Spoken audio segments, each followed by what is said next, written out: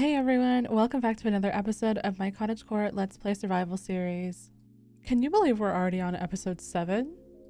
In the last episode, we built up this mushroom area for all of our villagers, and spring has finally come to my region and to Minecraft. A lot of you pointed out in the comment section, however, that the pond would be a great place to put the axolotls that we have, because we haven't actually made an area for them yet.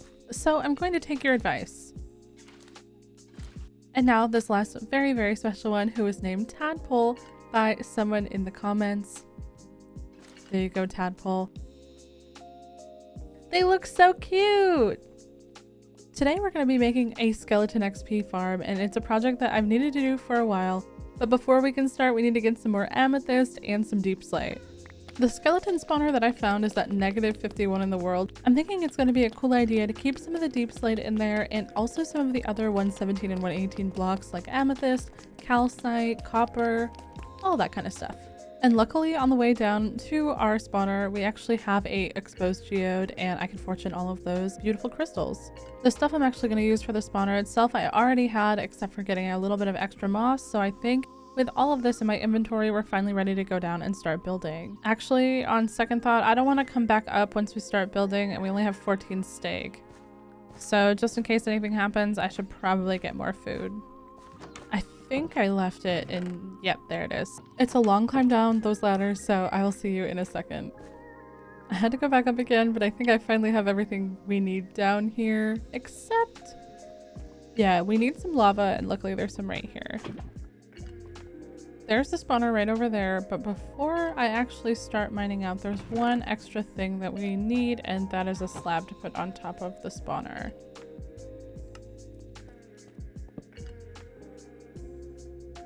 Perfect.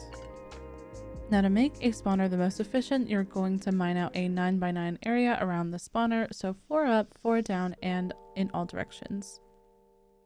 I think this left side is the better side to funnel all the skeletons into, so I'm going to dig out a 3 deep hole for them so that the water will carry them there and then they will go down. Then they're going to get shot up a bubble elevator that we're going to build a little bit later on, but first we're going to have to seal up this hole, but nothing else is down there, so not like we're missing anything. Always worth a look though, you know, in case any diamonds are there. Before we go too far with actually building the farm, I want to change out all of the walls and the floor and the ceiling in here. So here's another time lapse. You know, at the beginning of the episode when I was mining all that deep slate, I didn't have to do that. I could have just come down here and mined all this deep slate. But as you can see, I tried to keep the theme pretty true to a regular spawner room, just a little bit more upgraded with the stone bricks added as well. Alright, now time to actually work on the farm. We're gonna grab some water so we can start working on the water stream. And every single block on this back wall needs to be a source block. I'm gonna grab this one here and put it down, yep. Then some more water there. And now we have an infinite source. We can just easily fill all of these along the back wall. All the way. Now at the end of that tunnel we dug earlier, we're going to put a fence that will force the mobs to go up. And then this will be a soul sand with the elevator that will shoot them up. And then here we're going to add 3 signs to stop the water. And just a note to subscribe to frogcrafting. Now digging a tunnel upwards for the bubble elevator to go. No, I didn't have to go count again because I forgot how many blocks. That's not what happened. That's not at all what happened. Now we can put the water down and follow it down. And now it's time to actually place our kelp to make the bubble elevator. Almost done. I'm gonna run out of hearts. Oh, no, we made it. Okay. Hopefully bubbles fly when we break this. Yeah, there we go. We did it. Ah, the small things are so enjoyable in Minecraft. Now we need to dig a small tunnel to funnel the mobs down so that they can fall and then be one hit at the bottom. I think this is long enough that it's directly center of the room that we're going to be building later. This sign is going to stop the water that's going to bring them from the other side with the bubble elevator, like so. and now the water won't fall so they take damage. Now the only thing left to do is to dig down. All right, I have an idea for this spawner room, but I need to mine out a ton of this deep slate, and I'm not going to bore you guys. I'm just going to quickly do it off camera, and I will see you in a moment. A little bit of mining magic later. All right, got it all mined out, and here's what we're working with. Obviously, this wall has the chute for our bubble elevator, and I have changed out this entire wall for tinted glass, but I really need to fix that on the roof. I'm thinking for the roof that we're going to do lots of deep slate and deep slate bricks. The tiles and the bricks together look just so interesting and cool. I really like them. Deep slate kind of underrated. I'm thinking something kind of interesting for the floor, kind of funky, something I wouldn't normally do, but since we're down here, what if we made a geode inspired floor? We can just place down all of this amethyst. And then on the sides, on either side, we can do some calcite, just kind of like a normal geode. Yeah, that looks kind of... I really like that. That's clean. Now, do I want to stick to the geode theme and do some smooth basalt on the edge? Or do I want to do kind of deep slate bricks and tiles like we did up top? Maybe tiles and then the basalt? Yeah, that's kind of nice. I had some lighting on the floor, but now it's going to go in the corners because I can't deal with it anymore. Actually, I kind of really like this floor. I haven't mentioned it yet, but something I really want to achieve in this episode as well is to make a collection area with a bubble elevator for all of our drops from our mobs. However, for that to happen, we need a ton of hoppers, a ton of chests, and all these random redstone bits that I'm not even sure what they all do, but hopefully we're going to learn. First, it's time to make a line of hoppers going from where the skeletons are going to fall into the wall where the chests are going to be. Now, what do we do? 4 very frustrating hours later. Okay, it's been about 4 hours. I'm so over this, and I just realized I built it in the wrong place again. This area right here is where I'm intending for the chests to go, for the items to go into. And I didn't leave enough room for the chests, unfortunately. So I'm going to start removing all of this glass. And we're going to have to rebuild it again. I've been staring at this for a few minutes. This repeater was the wrong way. Now that I would hopefully not have to move anything in the back anymore, I started making an area for the chests to go in. I wanted it to have a small frame, and spruce seemed like a good option. I wanted the wall here to match the wall on the other side, but I was confused on which block I would use. But I tried calcite and I'm really glad I did. It looked really clean.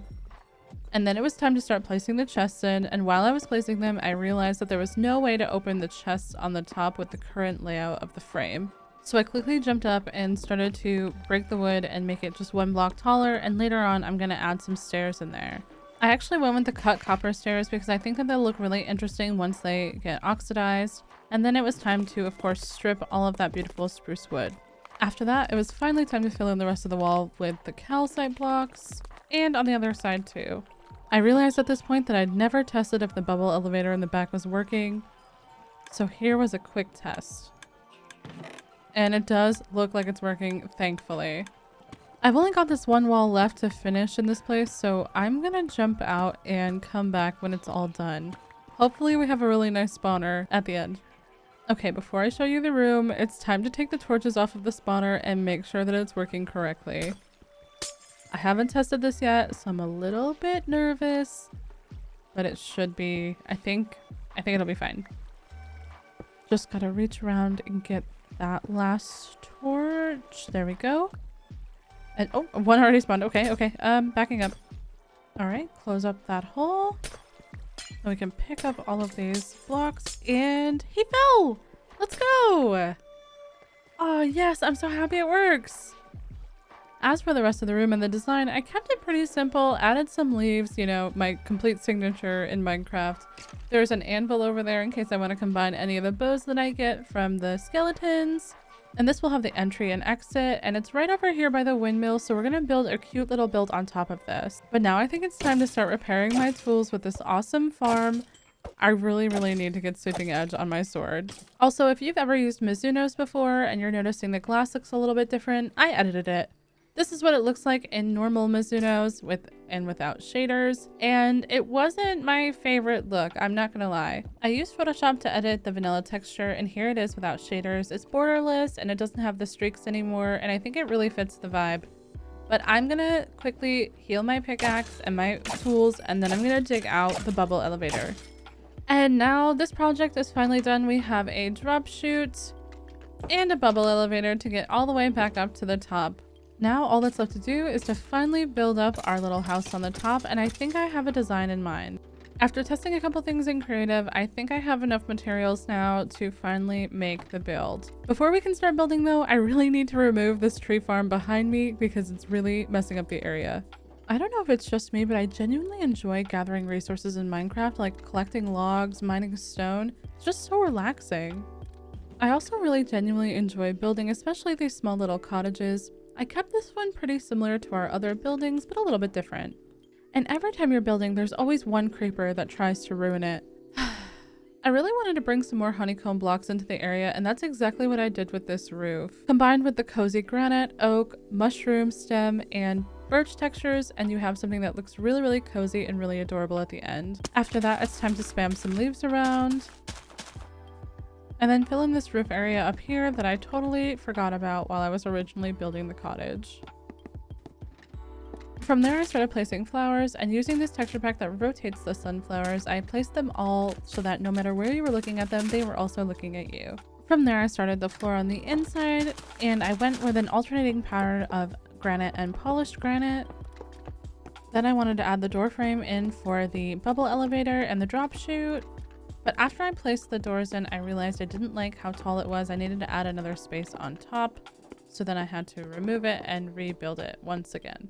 Honestly, I was really unsure about this part, but I'm really glad that I kept it because it looks cool from the inside. But I added some honeycomb, and then I did a trim on the edge of the area with some trapdoors and some slabs.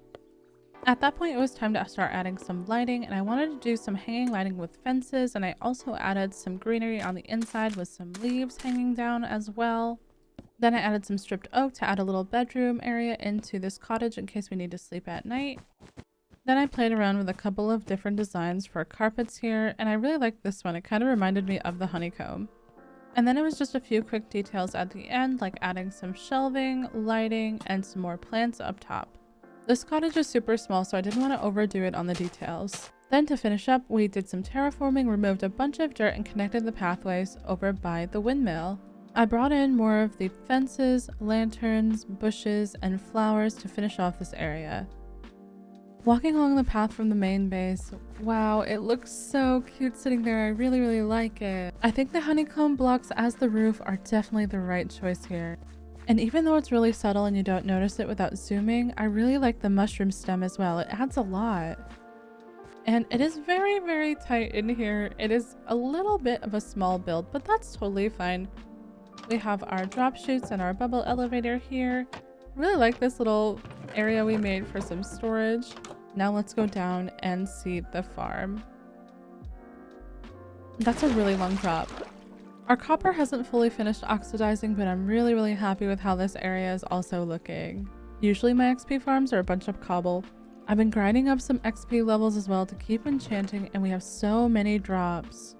I'm so happy we have a stress-free way now to fix up our tools and get XP. As always, thank you guys so much for watching, and thank you so much for 10K here on YouTube. I'm absolutely blown away by all the support lately on this series, and we are just getting started. That's all for today. I will see you guys next time. Bye!